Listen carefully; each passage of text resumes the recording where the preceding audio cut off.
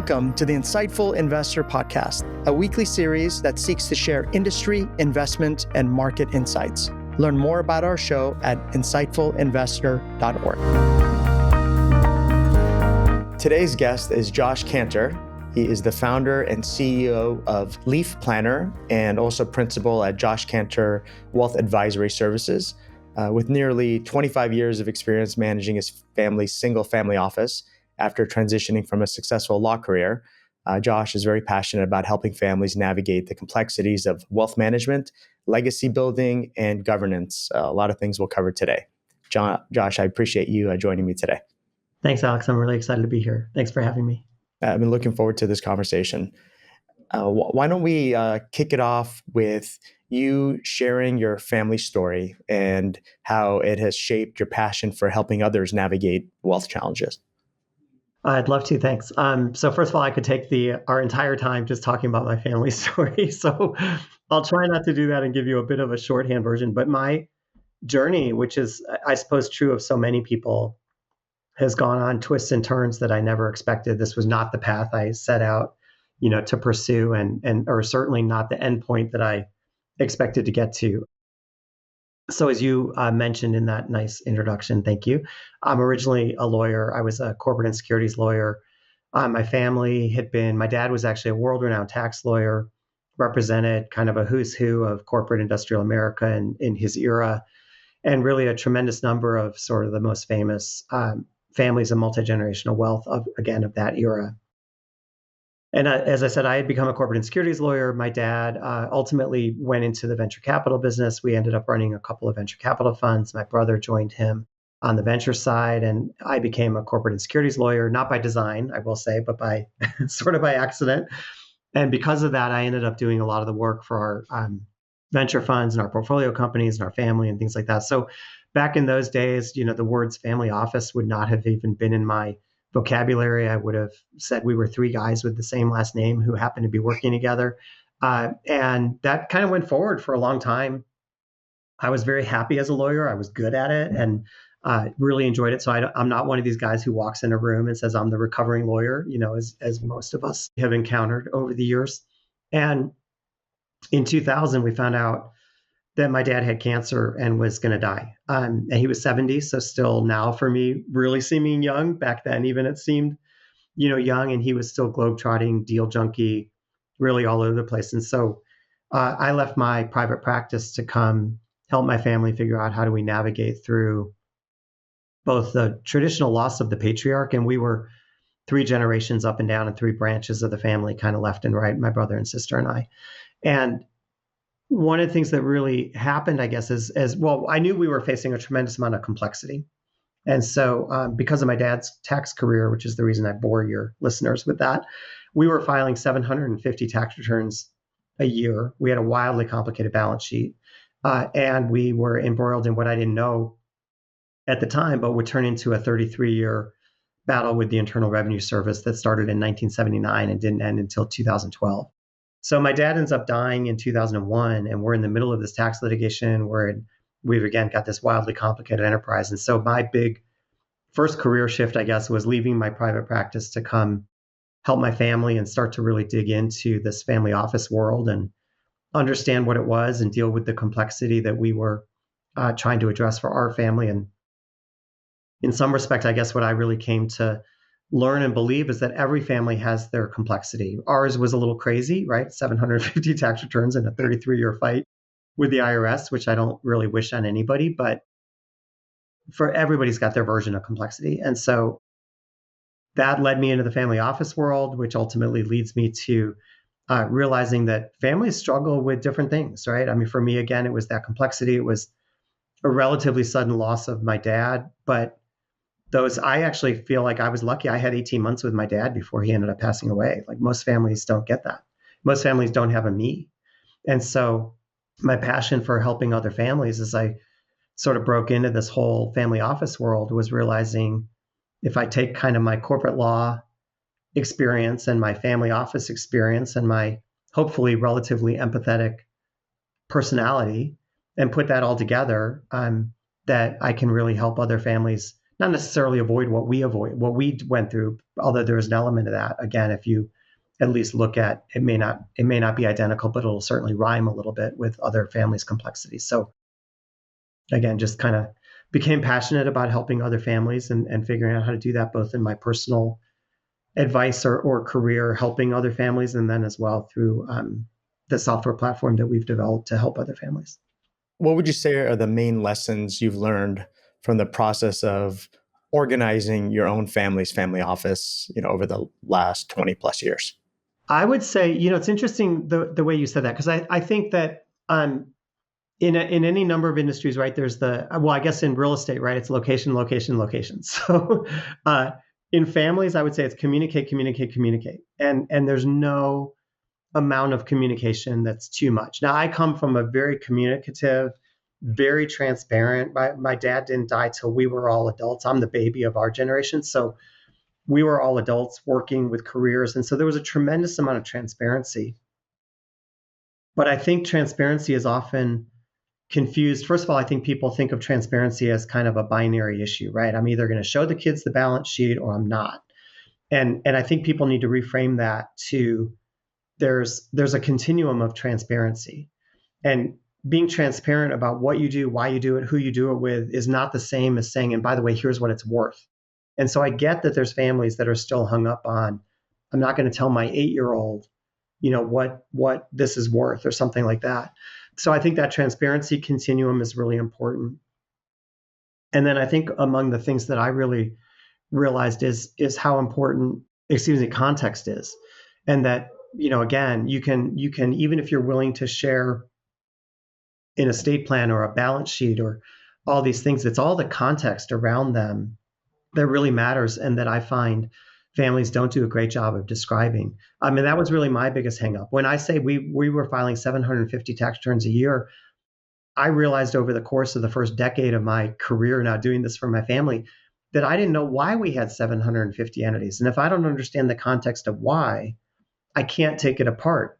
And what I really learned in that process was, for example, that a lot of those entities, I believe, existed because of things that were true in the tax code in the 1960s and 1970s, that by the time I come in the 2000s, or 30, 40 years in the past, nobody even remembers that that's why these things were done. So again, kind of that, I would say context is really shockingly important.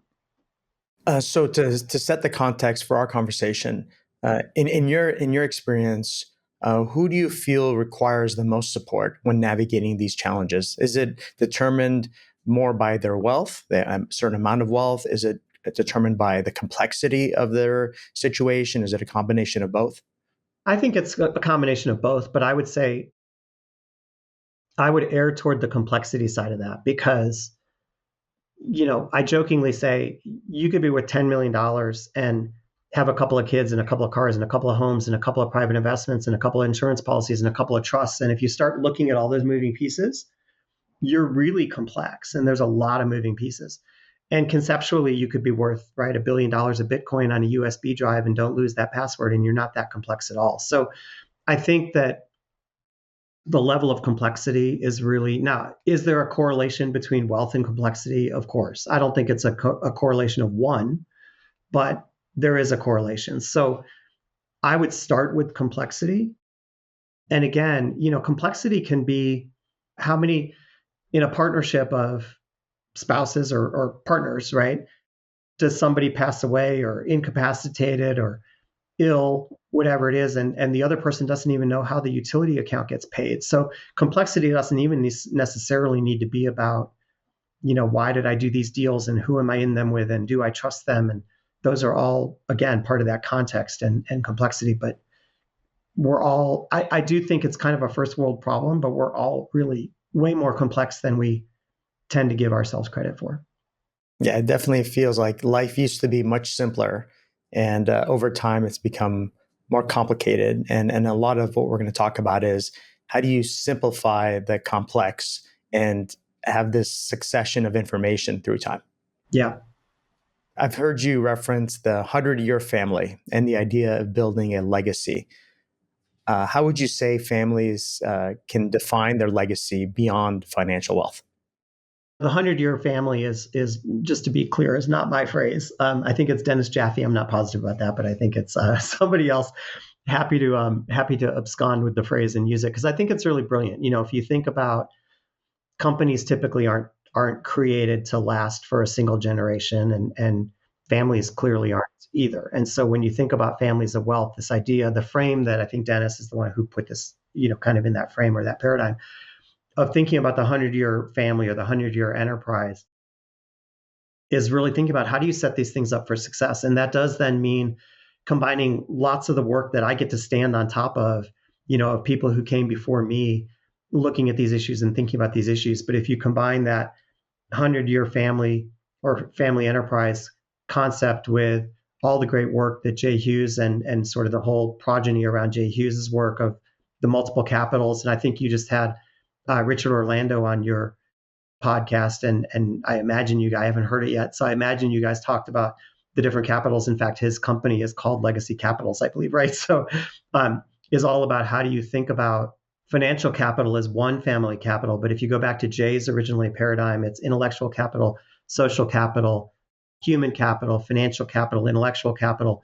And so how do you think about using that family's financial capital to support those other capitals, which Jay really beautifully, I think, articulates is part of the family balance sheet, right? The fact that we all have lived experience, we all have educations, we all have social networks, we all have all these capitals that are coming to the family to help with future success. And so thinking about how do you build all those things and how do you use them? And then really directly to your question, when you think about legacy, some of the most interesting families are families that feel a deep, deep connection and legacy, but maybe there was a family business, but it was sold 2 generations ago. And yet they're still connected, not just as a family, but to something. So I'm working with one family currently, and I guess it was only a generation ago that the business was sold, but the family legacy sort of shifted around entrepreneurship and starting businesses. And so anyway, I think this notion of helping families think about what is the legacy, that may be just values based, it may be entrepreneurial based, it may be around a family company. And then again, how do you use the family's financial capital to sort of build those other capitals and that legacy going into future generations? In my experience, it just feels like maintaining a positive legacy is just generally challenging for wealthy families. I don't know if you agree with that, and if so, why do you think that's the case? Well, I think it is. I think there's probably so many reasons, and I'm a lawyer by background, not a psychologist of any kind. When I work with families, I jokingly usually say like I'm not a therapist. I play one on TV, and I get to be one. I get to have an opinion as opposed to like I guess a real therapist. Relationships are hard, right? I mean, I'll go back to the communicate, communicate, communicate. Relationships are hard.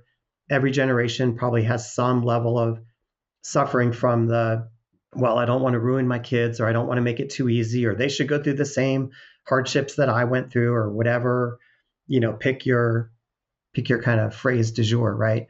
And I think that maintaining that in a level of productive, as you said, positive legacy is hard, and it's deliberate work. And I think that's one of the things that people I think fail to understand is it is work, right? It's not you spent if you're the typical matriarch or patriarch who spent their adult life and career building a business and putting their head down and working really hard and creating value, and then assume that the family and the legacy isn't going to take the same level of work. Well, that's just honestly, from my perspective, that's just a mistake, right? It's a whole nother thing that requires the same kind of nurturing and outside advisors. And again, not to pick on Richard because you just interviewed him, but families have to understand you wouldn't build a business without your board of directors or your CPA and your lawyer and your this and your that. And you're not going to really successfully build a family legacy and a family enterprise without guys like Richard, right? Because you've got to have those experts, and to not recognize the amount of work that goes into this is a mistake. And it's hard to then get over my brother did this to me when I was 6 years old, or my dad did this, or my mom did that, right? I mean, it's just, you gotta know how to navigate through all that if you're going to have that positive legacy, and throw money on the table, and it just gets that much more convoluted and difficult. I mean, money's complicated, right? People's relationship to money is complicated. You said something that I think stands out, which is you have to be deliberate and intentional, and it takes work to make this prosper through time. So it may be helpful for our audience to get a sense of, let's say you're not deliberate and you just let nature take its course. Well, what are the risks for families who don't take a deliberate approach to defining and sharing their legacy? How do things typically turn out if you don't work at it? Well, look, of course, everything you could get lucky and everything could be fine. So I guess I can't say, oh, you're destined to the waste heap or whatever. I think, again, family relationships are really difficult. And especially when you're involving money, right? I mean, we all have our own relationships with our siblings and our parents and our kids and all these different relationships that have to be managed and understood. And when you throw money into it again, I'll say it just gets more and more complicated. So I think if families are not deliberate about it, there's all kinds of complications that can come up, right? I mean, well, I've got two siblings, so I'll use me as an example, right? There's three of us. Well, most families, if you think about it and you think about a basic estate plan, you got a will, you got a trust, you got whatever it is, and then you've got these two little things sitting out there. You've got a healthcare power of attorney, a general power of attorney. You've got maybe a trustee, maybe an executor. Well, a lot of those roles were really natural for me to step into because I was the lawyer in the family. I spent that 18 months with my dad. But, families tend to argue about, well, why did mom and dad do that? Right? Why did you get named as the healthcare power? Why did they trust you to pull the plug and not me? Right? Or whatever it is. So if you don't communicate about those things, if you're not deliberate about it, and you think about the things that families will argue about or blow up over. If there's a family business and some kids are in the family business and some kids are not, now you've got, do they know how to be siblings? Do they know how to be shareholders? Do they know how to be managers of that business, whatever those different roles are? And do they know how to change those hats? Right? That's a really complicated transition if you're not deliberate about teaching people what those roles are. How do you, when you've got the sibling who's in the business and the sibling who's not in the business, and now you're talking about an allocation of capital, right? Do I want to reinvest in the business, or would I rather have a larger distribution so I can go buy a yacht, whatever, right? How do you think about that allocation of capital? So if you're not deliberate about all these issues, whatever the situation is, the complexity and the relationships are going to be that much more tenuous and difficult. And if you think you're perpetuating an actual legacy, whatever that means to you, then that's almost certainly, I would say, going to fail if you're not deliberate about it. I don't know that this is really true. I've never really looked at it, but I always say to people, if you think about what lands you on the front page of the New York Times and the Wall Street Journal, it's typically not, did I outperform the markets by 100 basis points, right? It's, I'm mad at my sister, I'm going to sue her, right? Or some other thing. Those are the things that land you on the front page when you don't want to be on the front page. Yeah, I think that's fair. I've heard you mention the notion of learning to think like a family office. Would you talk us through that? So when my dad passed away again in 2001, again, like the word family office didn't mean anything to me.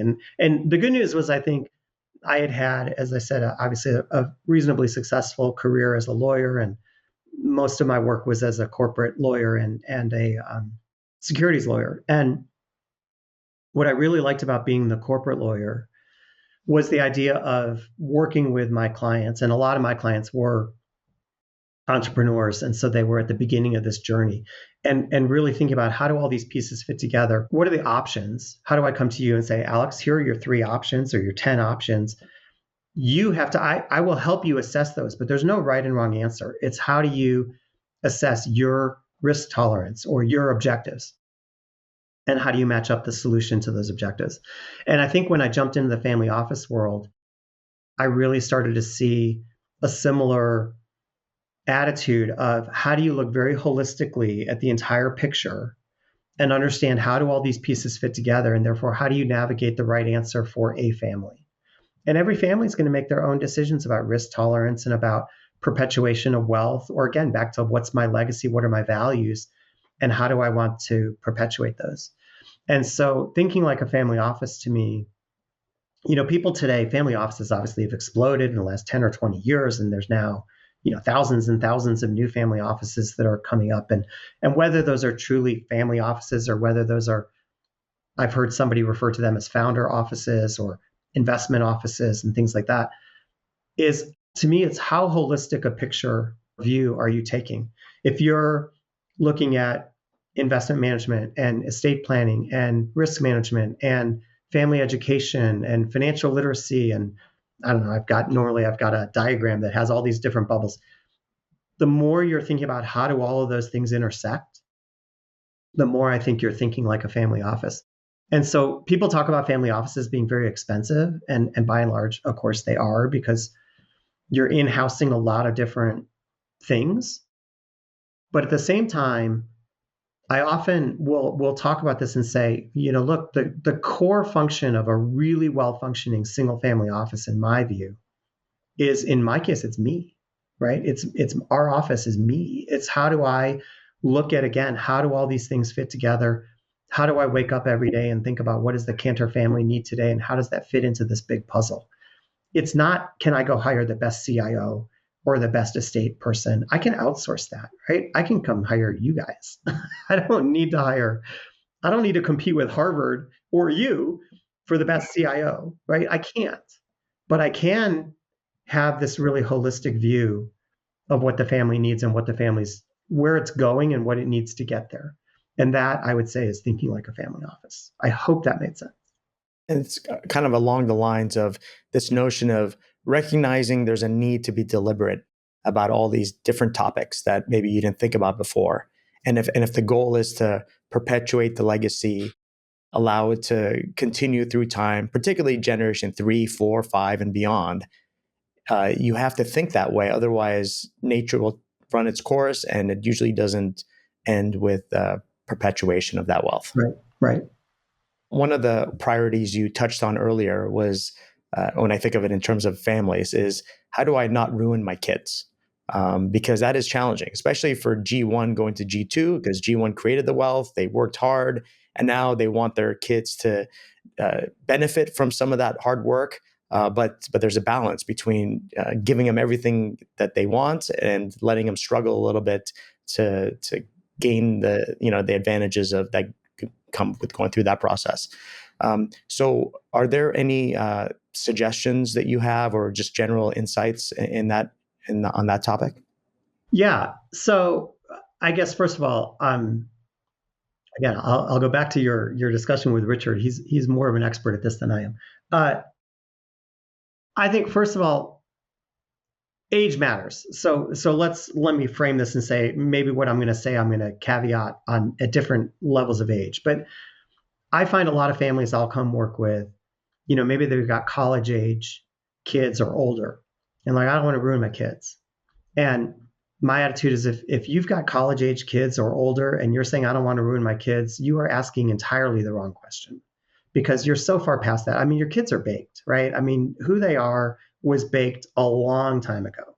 And I just saw this morning something that I don't know if the attribution is correct, but it was about Warren Buffett saying something about raising kids, and that it's really more obviously about what the kids see you do than what you tell them. And of course, that's we all know that, right? That's just basic parenting, is knowing that your kids are watching everything you do. And so, look, if you've got little kids and you're flying private everywhere and you're worried about ruining your kids, well, maybe you need to look in the mirror and think a little bit about, like, what am I showing my kids? If your kids are really, pretty well baked in their value system, my argument in some respect would be that your kids are going to face their own challenges. Like my challenge, my parents came from nothing.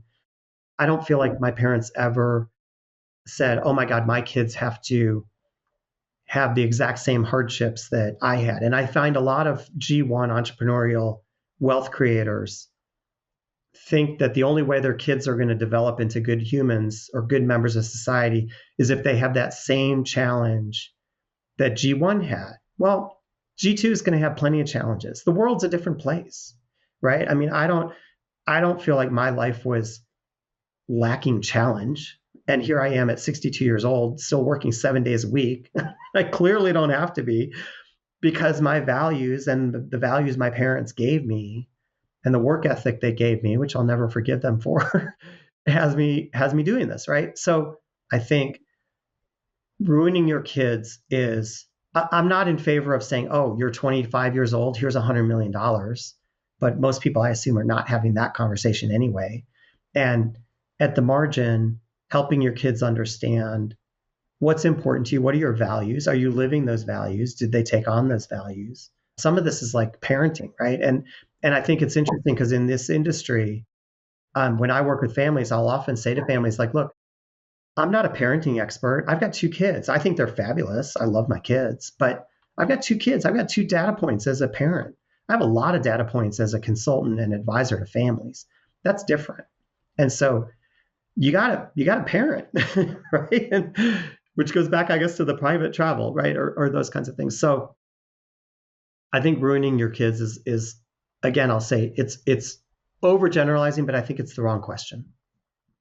It is challenging because the G1 has one rep of not ruining their kids, and so it is helpful to have somebody who's witnessed multiple reps and seen things that have worked well and things that have not worked well, and having that consultative approach, which kind of goes back to what we talked about earlier, which is recognizing that there's probably some need to be deliberate about all this rather than just letting it run its course by itself. Yeah, I think that's definitely true. I think, as you're saying, right, being able to come in and say, hey, I've seen families do this in 5 different ways. That's different than saying, well, I don't know, or just picking one, or just doing, whatever it is. And again, I'll go back to those hats, right? It's really hard for families to switch hats. There's a great story in one of Jay Hughes's books about a family that actually printed hats with the title of what they were doing when they communicated. And it may be made up for the book, I'm not sure, but the dad sits down with the son and puts on his boss hat, and he says, son, I'm sorry to tell you that we have to let you go. You're fired. And then he switches hats and put on his father hat, and he says, son, mom and I heard you've been let go. What can we do to help? And I love that story because it really, like, just so simply embodies this idea of we all communicate differently, wearing the different hats that we wear, and we all wear different hats and multiple hats. And so if I'm communicating to my sister as my co-shareholder, that's different than if I'm communicating to my sister as my sister.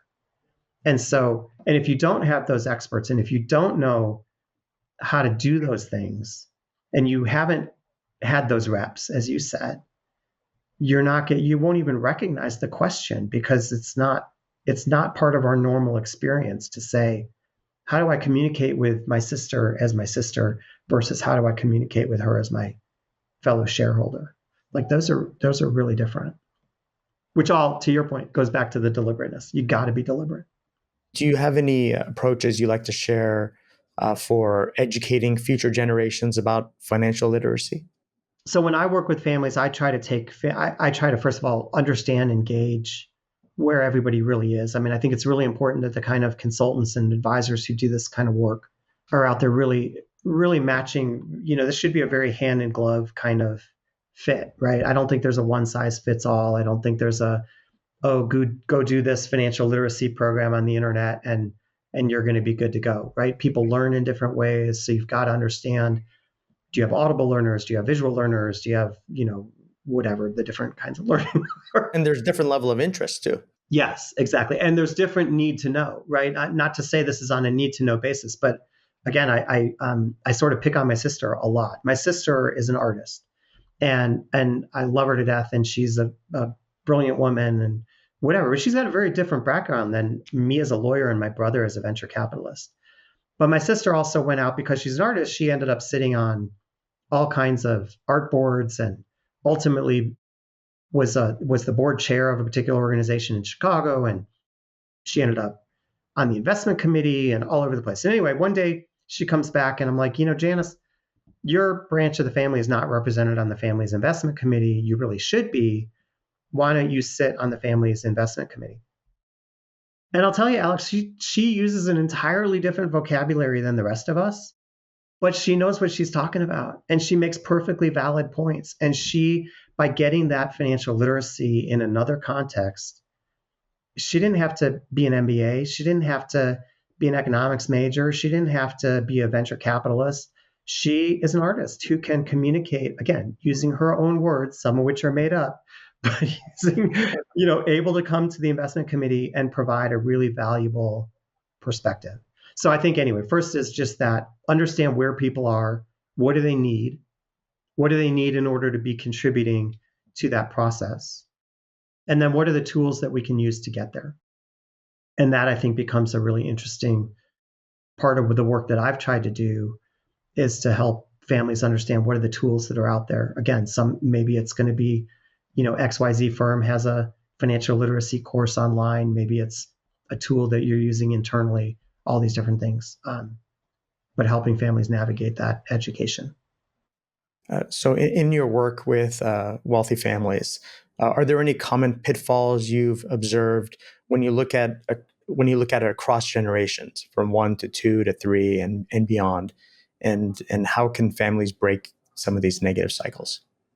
I think that common problems, I'll say, or common tension, um, some of which we've obviously already talked about, is the G1 wealth creator who wants their kids to suffer the same way, the same challenges that they did. Okay, I think that's just a fallacy. And again, I'll say it's in part a fallacy because the world just doesn't look like what it looked like when G1. When I have families that we'll talk to about mom and dad did this to buy their first home. Well, guess what? As we all know, buying a home these days, not the same thing as it was when we were kids and when we all bought our first homes, right? So you got to adjust for what that world looks like. Money messages is like a really big issue, I think. And again, this goes back to the deliberateness. It goes back to families having the right outside advisors, or at least do the reading to understand this stuff and to know how to think about it. I worked with a family that one of the kids said, Dad doesn't approve of us having sports cars. And the kid was like a huge lover of sports cars. And the dad finally was like, where'd you get that? He's like, well, you've never driven a sports car. And the dad said, well, I've never driven a sports car because the company that we built that created this wealth for us has a manufacturing facility, which is where I worked every day, that's full of blue collar workers. And I'm not going to drive a fancy sports car to work where these guys are going to, see it and it's going to look like I'm above them or whatever, right? But they never understood that the message that the kids were receiving was Dad doesn't believe in sports cars. The message Dad was sending was, this is the value that I'm bringing to my workers and to my factory or whatever, right? And so I think that the whole notion of money messages and what do we want? Are we clear? Are we communicating about what we really are intending to say? Are we do we have messages that we want to ditch, right? I mean, I'm sure you, just as I do, know families that will still say they're, I guess it's now more grandparents, right? But the grandparents went through the Depression, and so they have certain views about food and leftovers and taking things home from a restaurant and whatever. And those are circumstances that we all live through, and we build these traits and attributes. And if we don't communicate about them, what they mean, we also can't ditch them. And sometimes they just need to be ditched. Back to communicate, communicate, communicate. I wanted to talk about this notion of a family owner's manual. So when you go buy a product at the store, it comes with a manual. Why do you think a family owner's manual generally doesn't exist? So we started building an owner's manual for our family right after my dad died. And the impetus for that was recognizing, again, as I said earlier, most families don't have a me, and most families don't get 18 months of notice that you're going to lose this patriarch or this repository of information. And frankly, I mean, I hate to say this, but think about all the families in LA who lost a house, right? And all of a sudden are out of a house overnight, right? It's not like you had 18 months of notice that you were going to lose. It doesn't have to be a person. It can be all your stuff and all the stories and all the pictures and all this other stuff. So when my dad died, And I realized even with my training and even with that 18 months, there was so much stuff I still didn't know. I mentioned earlier, like I didn't understand why we had 750 entities. And so we started to build this owner's manual that was designed to say, I want everybody in the family to know, what do we do? How do we do it? Who do we do it with? Why do we do it that way?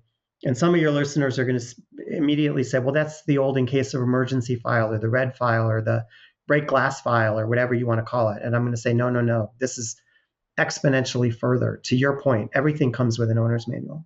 And there's the old joke that you get an owner's manual with a toaster and not with a kid. And so I always said, well, you don't get one with a family wealth either.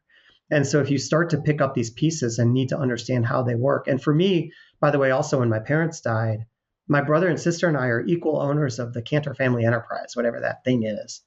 And so I don't want to be a gatekeeper of information. I'm not above them. They're equal.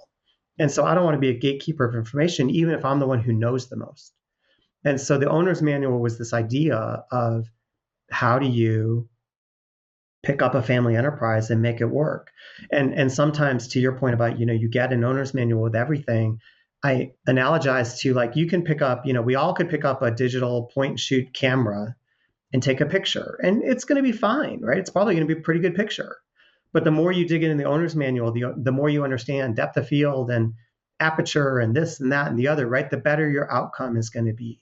And why is that any different with a family of wealth, especially when you're talking about, as we started this conversation, around legacy and perpetuation?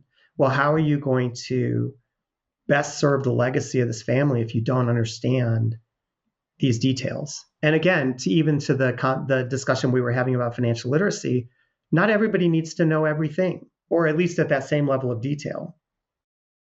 But I want it to be accessible to them if they do want it. So the owner's manual for us, which fast forwarding to a few years ago became a platform called leafplanner. But how do you share, again, all these details about what do we do, how do we do it, where do we do it, why do we do it that way? Whatever somebody could possibly need to know was kind of encapsulated in this owner's manual. So that was the idea of the owner's manual. And I think every family needs one, because to your point, everything else you buy on the planet, it may come with a really crappy, like, diagram done in another country that you can't figure out what they were trying to say. But everything comes with an owner's manual except families and kids, I guess. But that's family. Yeah. And I assume the content goes beyond just vital information. And I think of it as you want a succession of this data, this information through time. And a lot of that is just stored in someone's head. It's not written anywhere. And so you need something that can put it all on paper, and something that you can pass on, that people can reference. Yeah, and I think exactly as you're describing, I think of it as kind of a giant mind map over time, as you said, of how do all these things fit together, and what, again, I'll go back to my comment earlier about context. And so if you look at an owner's manual, either our original owner's manual or now what Leaf Planner does, you might start and I might say, well, who's this guy, Alex, right? And it's going to say, well, Alex touches these 17 things, and this is the role he plays when he touches them. And by the way, the reason I know Alex is X, Y, and Z, and we've been really good friends for 25 years, and I would trust him with my life and whatever that context is that somebody would need to know. And of those 17 things that Alex touches, I'm going to look at this one, and maybe it's going to be a trust. And maybe I've asked you to be trustee of a particular trust, and that trust banks at Northern Trust, and that bank that trust owns my house, and my house has a mortgage from Bank of America, and it has utility accounts, and my dog lives in the house, and my dog goes to this vet. And you're just kind of going into, again, sort of this ever expanding level of how do things change. And by the way, Alex and I, hey, we had a falling out 5 years ago. So when Alex comes and says, I want to take you out of this deal, or I want to do the next deal with you, take that with a grain of salt, do a little due diligence. So again, it's context, it's relationships, it's how do these pieces fit together? It's why did they fit together at that time? Go back to my example of the 750 entities and saying in the 60s and 70s, when marginal rates were still, I think, at like 94%, part of the idea was you could income split across hundreds of trusts. And so if you had $100,000 of income and you put $1,000 in each trust, you were pushing them into those lower tax brackets. Well, that didn't matter later when tax rates on trusts all of a sudden got reversed, right? And now trusts go immediately to like the highest rates at super low levels of income. So if you look at that through today's lens, it doesn't make any sense. If you look at it through a lens of 50 years ago, it makes all the sense in the world. And so documenting that context, documenting just the emotional intelligence. I'm not sitting, I don't know if there's any video to this, but I'm not sitting in front of a painting that had any particular importance to our family. But if I was doing this from my office upstairs, you'd see a painting behind me. And the story in the owner's manual would tell you that that painting was in my dad's office. And now I look at it every day in reverse through Zoom, but I look at it every day, right? And think about my dad and talk about my dad. That's really meaningful to me. But I need my kids to know that. I need them to know why that painting is so important to me. It's also worth a fortune. So how do I tell them where to go if they're going to sell it? But again, I'll say that context, that emotional intelligence is not something, if you look at the normal emergency file that people used to keep or still do, and it's great, by the way. I mean, at a bare minimum, everybody should have an emergency file, but it's going to have, here's my trust, here's my will, here's my balance sheet, here's my key advisors, something, right? It's a great start, but it doesn't pull at these threads of why. The example that you just shared about your father's painting is I think a very good example, because without that story and the history, after you pass, that history also passes. But if you just, it's as simple as sharing that with the next generation, then it continues, because then it's like, this is my grandfather's and the great grandfather's, and it continues down the line, and that's part of the legacy. It's a bunch of things like that that effectively build the legacy through time. Right. And it's interesting because, if we go back to even the comments about, as much as you and I have now talked about being deliberate about this, it's hard for me to imagine that you get any more deliberate about this than I am, right? I mean, I'm really deliberate about this. I work on this every day, and I'm paid by my family to work on this every day. And we did a family meeting last summer, which in fairness was like the first one we've done since COVID that included the next generation. And the number of things that the grandkids were asking about our dad, that they didn't know, shocked me. I was like, I've been working at this and throwing stuff at you guys for years. And it was just amazing. So again, it's just like, this isn't a one and done, even for families that do, I'll say, a really good job of it. And even if you've gone out and hired Richard to work with your, right, it's a constant, deliberate, ongoing, never ending piece of work to keep this going and to share those stories. And I suppose a big part of the process is knowing the questions to ask, right? Meaning that you talked about history of the painting and so on. You need some mechanism to ask the right questions so you can start filling in the questions, filling in the answers to those questions, and building your own family owner's manual. Yeah, I think, look, there's a classic you don't know what you don't know problem. I mean, it goes back to your comment about only having one rep with kids, right? G1 to G2 is one rep with those kids. And I think this is the same problem in the world that you and I live in, of advisors and lawyers and accountants and investment managers and all this stuff. We're all pretty good about seeing a problem and saying, okay, let me go figure out how to attack that problem. I'd say we're typically less good at saying, what am I not even thinking of? Right. And so that you don't know what you don't know piece comes in. And so one of the things we've tried to do with Leaf Planner, for example, is as clients come on, it takes you through an entire process as you're describing. It may be our team, it may be the application itself, but regardless of how you do it, it's exactly what you were just saying. It's, how do I even know to tell the story of why that's important? How do I know how to make sure that my kids or my family are aware of all the different relationships that I have and where those are key relationships? I've got a friend from law school who's really important, number two guy at the bank that we primarily bank with in Chicago. And he's in my owner's manual. Nobody in my family knows him. We don't bank with him. Nobody's met him. My wife knows him. That's it. So nobody in the family is going to know, like, he's a really important guy at this bank. If you have a crisis, and in my owner's manual is a note that says, do not call this person if you bounce a check. Like, we have bankers to do that, right? But they used to be our art lender. well, what if they called the loan one day and I wasn't here, and nobody would know that they could pick up the phone and call this guy and say, hey, we need some help. So again, it's kind of how do you even know to ask those questions? How do you know to document all this? So what we've tried to do is bring all kinds of experts together to say, how would you think about this question? And what would you tell people that they don't typically know? So that, yes, you and I could each go out and hire a dozen advisors in different industries and capacities and subject matter expertise. But how do you bring that all together? And you said something interesting too, because you said, Alex, you made a comment about everything being lost in what's in somebody's head.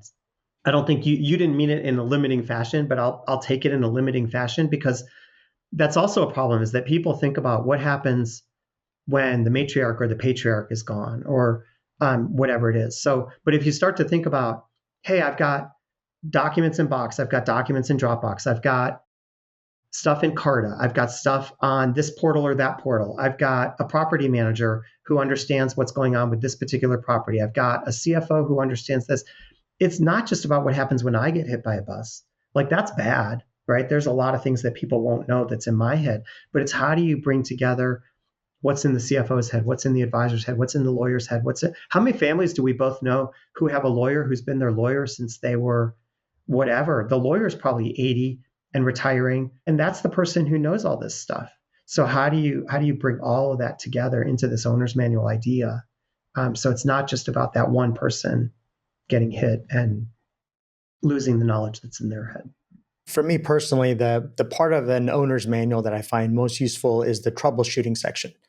Because typically what happens is you buy something, you might glimpse through the owner's manual to figure out how to use it, and then you put it away until something goes wrong, and then you go straight to troubleshooting. Okay, how do I fix this? And so that is, I think, a lot of what you're describing.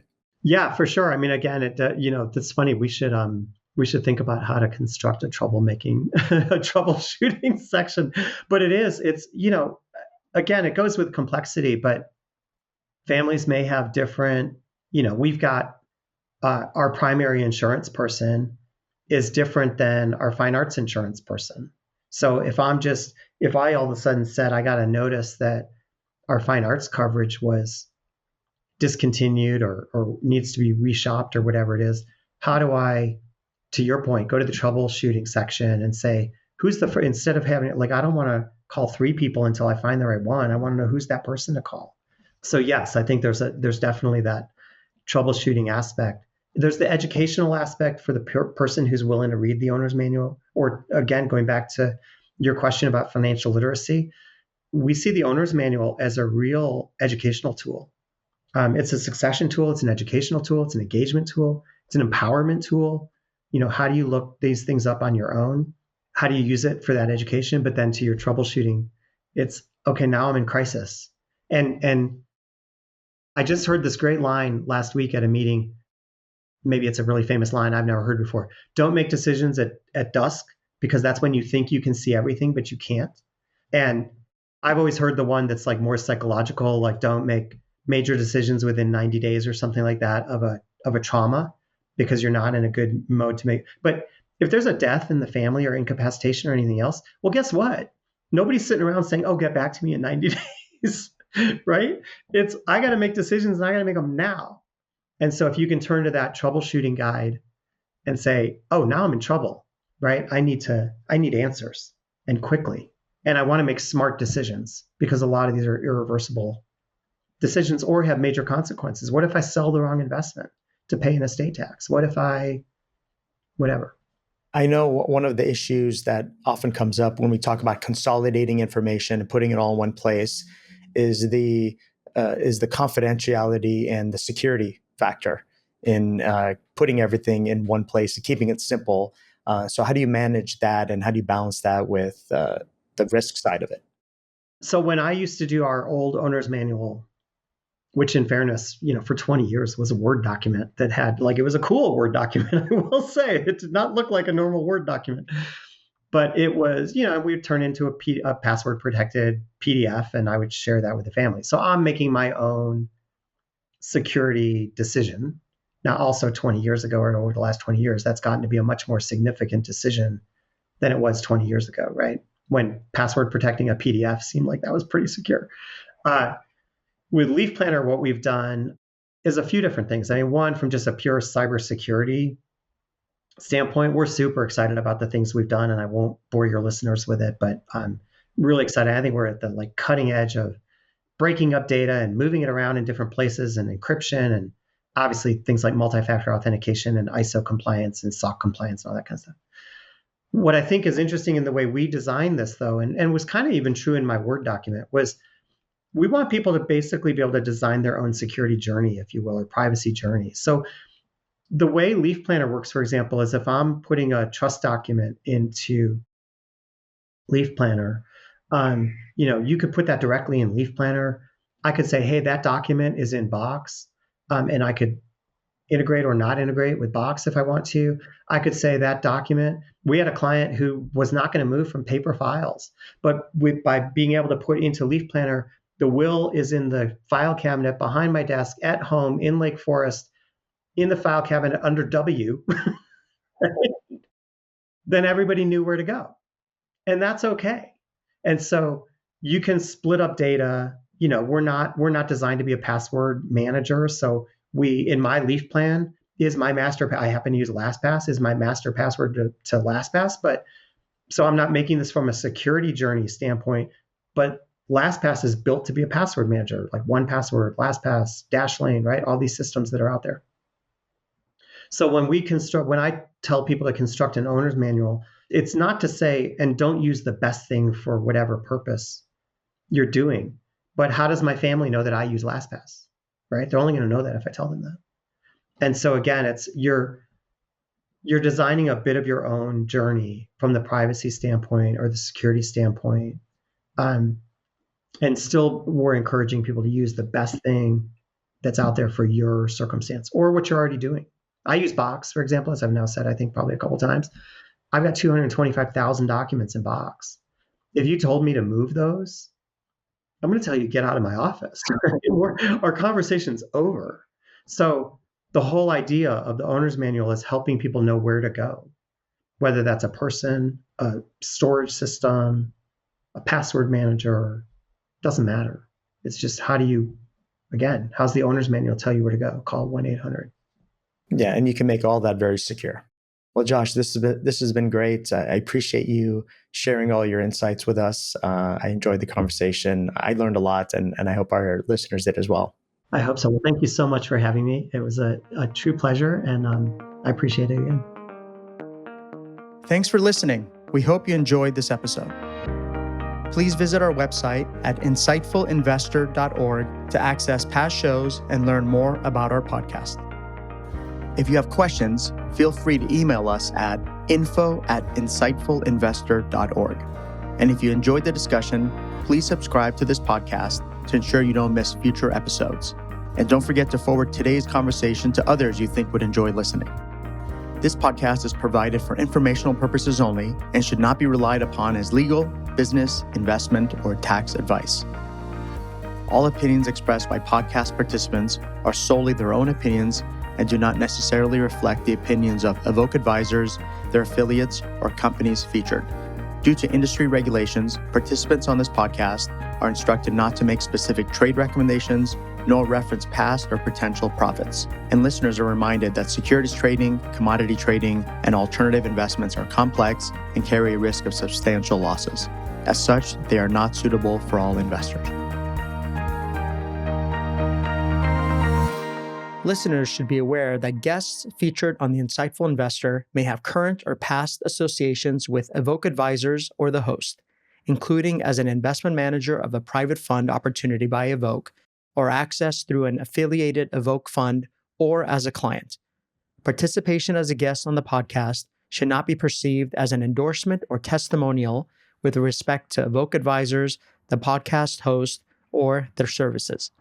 Similarly, the inclusion of a guest on the podcast does not imply that Evoke advisors or the host endorses the guest or any company with which they may be affiliated or employed. Evoke has neither paid nor received compensation from guests for their participation.